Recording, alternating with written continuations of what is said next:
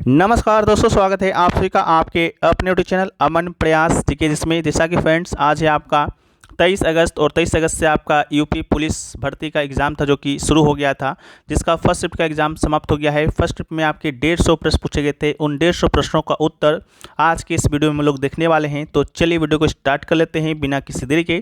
इसका जो PDF है आपको टेलीग्राम चैनल पर मिल जाएगा, तो आप लोग जाकर वहाँ से ज्वाइन जरूर कर लीजिएगा। तो चलिए हम लोग वीडियो को स्टार्ट करते हैं। और आपको बता दें, जिसका आंसर अभी हम आपको नहीं बताएंगे उसका आंसर आपको PDF में मिल जाएगा, या हो सके तो अगर आपको मालूम है तो आप लोग कमेंट सेक्शन में भी बता दीजिएगा, ठीक है। जैसा कि आज का जो पहला जो प्रश्न आपका है कि किसी एक में आस्था रखने वाला वाक्यांश के लिए एक शब्द आपको बताना था, जिसका राइट आंसर था दोस्तों आपका अन्यन्या, ठीक है। इसी प्रकार जो दूसरा क्वेश्चन था वह है कि निम्नलिखित शब्दों में प्रयुक्त प्रत्यय किस विकल्प के ठीक ठाक प्रदर्शित करती है। आपका शब्द दिया गया था धमाका, लड़ाकू, उड़ाका और आपका छिलका, ठीक है। तो इसका जो राइट आंसर होगा ऑप्शन नंबर ए हो जाएगा, ठीक है। इसके अलावा नेक्स्ट क्वेश्चन है कि शुद्ध वाक्य का चयन करना है, ठीक है। शुद्ध वाक्य का चयन करना है जिसमें लिखा गया है कि मध्यकालीन युग में कलाओं की बहुत उन्नति हुई। इसके अलावा है इस समय मोहन की आयु 20 वर्ष है। और आपका तीसरा है कि वो चाहे भले ही ना आए पर तुम्हें आना होगा। और चौथा है कि साहब ने कहा है कि किसी को अंदर ना जाने दिया जाए, ठीक है। तो ये 4 ऑप्शन था, इसमें से तो मुझे मालूम नहीं चल रहा है, लेकिन आप लोग जरूर बताइएगा इसमें से आपका कौन सा आपका राइट आंसर हो सकता है, ठीक है। बाकी वीडियो में हम लोग आगे बढ़ते हैं। उससे पहले दोस्तों बात कर लेते हैं टेक्स्ट बुक पर चल रहे आपका फ्यूचर ऑफिसर सेल के बारे में। अगर इस सेल के दौरान अगर आप इनका ईयरली का टेक्स्ट बुक 5 प्रो परचेस करते हैं तो आपको 527 रुपये में ये 5 प्रो मिलने वाला है। साथ में कूपन कोड अगर आप APG यूज करते हैं तो आपको यहाँ पर 12% का एक्स्ट्रा ऑफ मिलेगा। और आपका सिलेक्शन हो जाता है तो आप इनसे अपना फुल रिफंड भी ले पाते हैं। जिनको टेक्स्ट बुक के विषय में मालूम नहीं है उनको बता दें कि टेक्स्ट बुक आपको भारतवर्ष में जितने भी एग्ज़ाम होते हैं उन एग्ज़ामों का आपको मॉक टेस्ट प्रोवाइड कराता है। साथ में आपको PYPs भी प्रोवाइड कराता है। लगभग 850 प्लस एग्जामों का 80,000 प्लस मॉक टेस्ट के साथ साथ आपको 17,000 प्लस PYP, जिसमें आपका यूपी पुलिस, UPSI, यूपी के जो भी एग्जाम होते हैं वो आपके इंक्लूड रहेंगे। साथ में SSC का तैयारी करते हैं, बैंक का तैयारी करते हैं, या डिफेंस का, या कोई भी एग्जाम का तैयारी करते हैं, उन एग्जामों का मॉक टेस्ट और PYP आपको यहाँ पर मिल जाएंगे मात्र 527 रुपये में। कूपन कोड APG यूज करना है, इसका लिंक डिस्क्रिप्शन में दिया गया है, साथ में कमेंट सेक्शन में भी पिन किया हुआ रहेगा, तो आप लोग जाकर एक बार चेकआउट जरूर कीजिएगा, ठीक है। चलिए हम लोग बढ़ते हैं नेक्स्ट क्वेश्चन की ओर। तो नेक्स्ट क्वेश्चन है कि सदा एक वचन में प्रयुक्त होने वाले शब्द को चुनना है, ठीक है। 4 ऑप्शन दिया गया था, जिसका right answer option number D होगा, प्राण और बल, ठीक है। इसके अलावा नेक्स्ट क्वेश्चन है कि क्या भूलूं क्या याद करूं हरिवंश राय बच्चन के आत्मकथा श्रृंखला का कौन सा भाग है। तो इसका right answer option number D हो जाएगा, पहला भाग है, ठीक है। नेक्स्ट क्वेश्चन है कि हिंदी भाषा के लिए साहित्य अकादमी पुरस्कार के लिए प्रथम विजेता कौन थे। तो इसका राइट आंसर माखनलाल चतुर्वेदी होगा, ऑप्शन नंबर A होगा। अगला है कि देश प्रेम में कौन सा समास है। तो देश प्रेम की बात करते हैं तो इसमें आपका तत्पुरुष समास है। नेक्स्ट क्वेश्चन है कि जुबान पर लगाम ना होना का अर्थ क्या है, ठीक है। तो इसका right answer option number C हो जाएगा, अनावश्यक रूप से अस्पष्टवादी होना, ठीक है। इसके अलावा 9 से जो 13 प्रश्न आपका गद्यांश का दिया गया है, तो गद्यांश पढ़कर आप लोग इसका आंसर निकाल सकते हैं। अगर आप लोग नहीं निकाल पाते हैं तो इसका हम आपको PDF दे देंगे, ठीक है। तो आप लोग वहाँ से जाके इसको देख लीजिएगा। हम लोग का जो नेक्स्ट क्वेश्चन है वह है कि प्रेम सागर के रचनाकार कौन है। तो प्रेम सागर के रचनाकार हैं वह है आपके छल्लू लाल, ठीक है। छल्लू लाल इसका आपका राइट आंसर हो जाएगा, ठीक है। इसके बाद आपका है 16 नंबर की अनावर्त शब्द का समभिनार्थक क्या है। तो इसका right answer option number B होगा, ना दोहराया हुआ, ठीक है। नेक्स्ट क्वेश्चन है कि निम्नलिखित में से कौन सा शब्द पुल्लिंग है, ठीक है। क्षेत्र है, या क्षमा है, या घटना है, या रीति है, ठीक है। तो आप लोग कमेंट सेक्शन में बताइएगा इनमें से कौन सा शब्द पुल्लिंग है। अगला क्वेश्चन है कि वह आई हो तो मेरी चिट्ठी उसे दे देना, इस वाक्य में कौन सा काल है, ठीक है। तो इसका राइट आंसर आपका हो जाएगा संभाव्य वर्तमान काल, ठीक है। नेक्स्ट क्वेश्चन है कि असोच और असौच शब्द युग्म का सही विकल्प को चुनना था। तो इसका राइट आंसर बिना सोच के और अशुद्धि इसका राइट आंसर होगा। अगला है कि आग लगने पर कुआं खोदना लोकाकृति का अर्थ क्या है। तो इसका राइट आंसर संकट के समय बचाव के लिए सोचना ही इसका राइट आंसर है। अगला है वाक्य के शुद्ध रूप का चयन करना है, ठीक है। तो भारत में अनेक जातियां हैं, इसके अलावा भारत में अनेक जाति है, भारत में अनेक जाति है या भारत में अनेकों जातियां हैं, ठीक है। इसमें से आपका क्या राइट आंसर होगा? तो इसका right answer option number A होगा, भारत में अनेक जातियां हैं। अगला है विस्मय बोधक चिन्ह का पहचान करना था, तो right answer option number D होगा। अगला क्वेश्चन पूछा गया कि किस वाक्य में अच्छा जो शब्द है का प्रयोग विशेषण के रूप में हो रहा है, ठीक है। तो ऑप्शन नंबर ए है अच्छा तुम घर जाओ, ये इसमें नहीं हो रहा है। इसके अलावा यह स्थान बहुत अच्छा है, इसके अलावा तुमने अच्छा किया जो आ गए, अच्छा है वो फिर आ गया, ठीक है। तो इसका right answer option number C होगा, ऑप्शन नंबर सी। अगला है कि जब दो व्यंजन एक साथ मिलते हैं तो उन्हें क्या कहते हैं? तो उन्हें संयुक्त व्यंजन कहते हैं, ऑप्शन नंबर सी इसका राइट आंसर होगा। अगला है कि अगम और आगम शब्द युग्म का सही अर्थ क्या है? तो ऑप्शन नंबर बी होगा, दुर्लभ और उत्पत्ति इसका राइट आंसर। अगला है कि मैंने आम खा लिया वाक्य में प्रयुक्त काल है, ठीक है। तो मैंने आम खा लिया वाक्य में प्रयुक्त काल की बात करते हैं तो आसन भूतकाल है, ठीक है, ऑप्शन नंबर बी। अगला है समास का शाब्दिक अर्थ क्या है, ठीक है। तो समास का शाब्दिक अर्थ की बात करते हैं तो संक्षिप्त इसका राइट आंसर होगा, ठीक है। इसके अलावा प्रयुक्त रस का पहचान करना है, शब्द पंक्तियाँ दिया गया है कि एक और अजग रही लखी एक और मृगराय विकल बटोही बीच ही पर दो मूर्छा खाए, ठीक है। तो आप लोग बताइएगा इसका राइट आंसर। अगला है कि राजा शब्द के लिए पर्यायवाची शब्द चुनना है, ठीक है। तो राजा शब्द के लिए पर्यायवाची शब्द की बात करते हैं तो नरेंद्र इसका राइट आंसर होगा।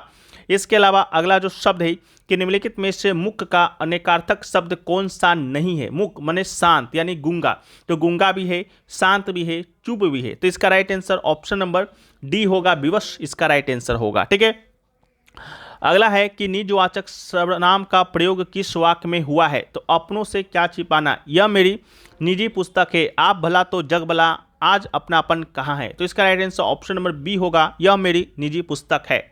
नेक्स्ट क्वेश्चन है कि निम्नलिखित में से कौन सा अमृत शब्द का पर्यायवाची शब्द नहीं है? तो अमृत शब्द का पर्यायवाची शब्द सोम भी होता है, सुधा भी होता है और अमीय भी होता है। तो इसका right answer option number C होगा, क्षीर इसका राइट आंसर।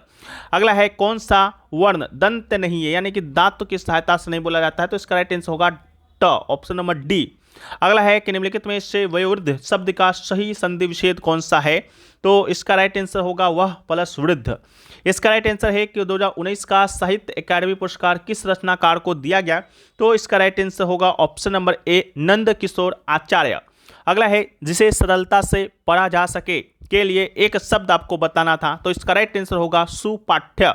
अगला है कि भारत का पहला हवाई अड्डा कहाँ पर स्थित था? तो इसका right answer option number D, Bombay या आज कहें तो मुंबई। अगला है कि भारत में व्यवसायों के लिए सेवाओं हेतु जीएसटी पंजीकरण के लिए थ्रेशोल्ड लिमिट सीमा क्या है? तो इसका राइट आंसर होगा ऑप्शन नंबर ए यानी 20 लाख। अगला जो क्वेश्चन है कि जून 2022 तक संघ गृह मंत्रालय का प्रमुख कौन है? तो संघ गृह मंत्रालय के प्रमुख की बात करते हैं यानी कि गृह मंत्रालय के मंत्री कौन है? तो इसका राइट आंसर अमित शाह होगा। अगला है कि इंडियन नेशनल कांग्रेस की स्थापना किस वर्ष हुआ है? तो इसका right answer option number C होगा 1885 में, ठीक है।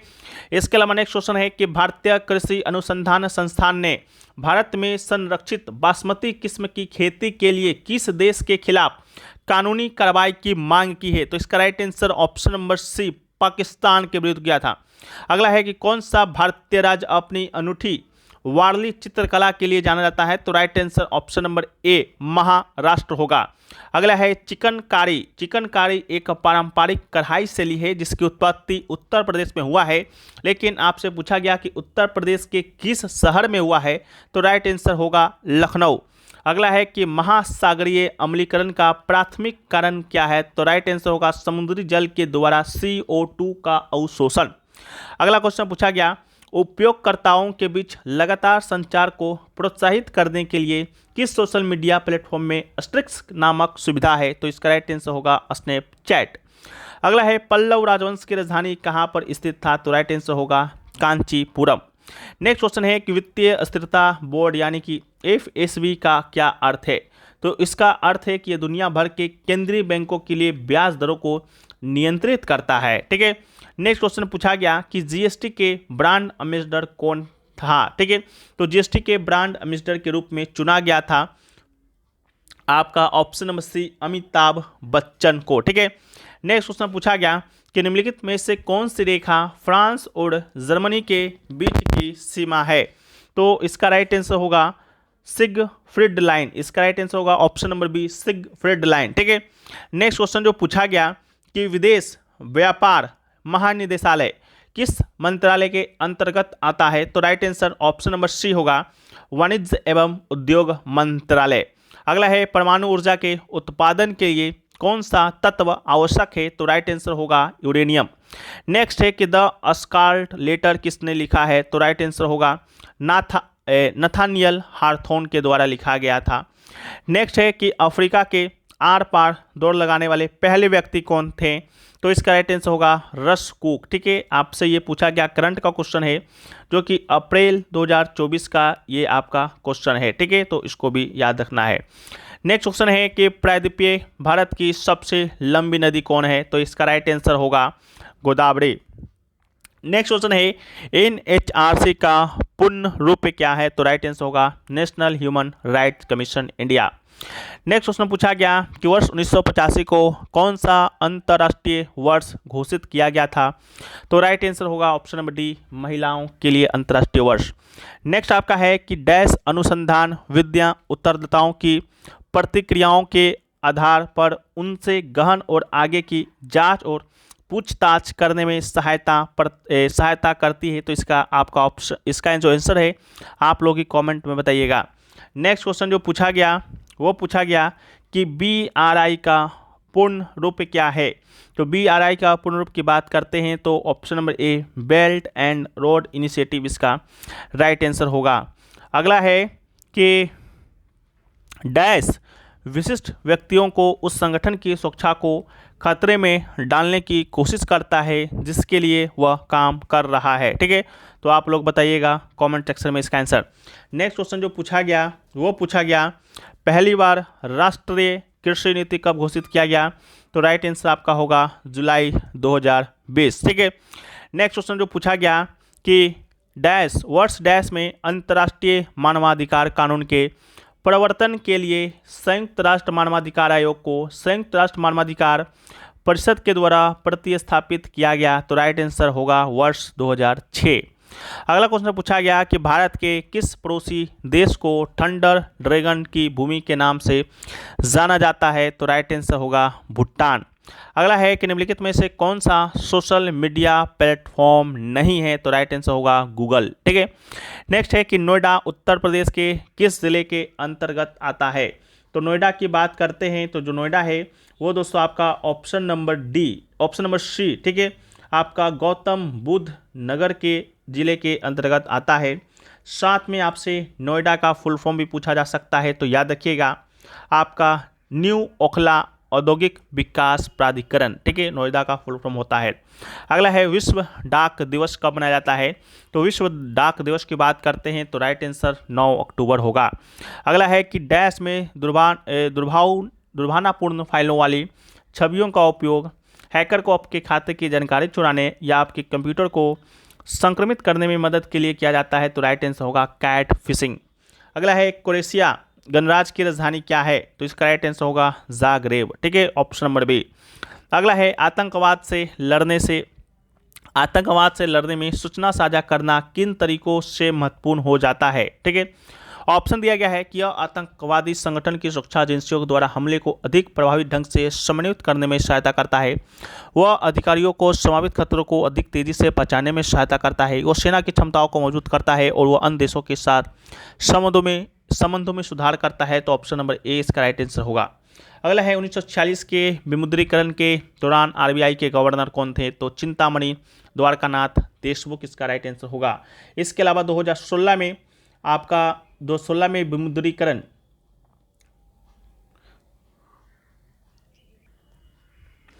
इसके अलावा आपसे पूछा जा सकता है कि 2016 में जब आपका नोटबंदी हुआ था उस समय आपकी गवर्नर कौन थे। तो उर्जित पटेल, याद रखिएगा नाम को।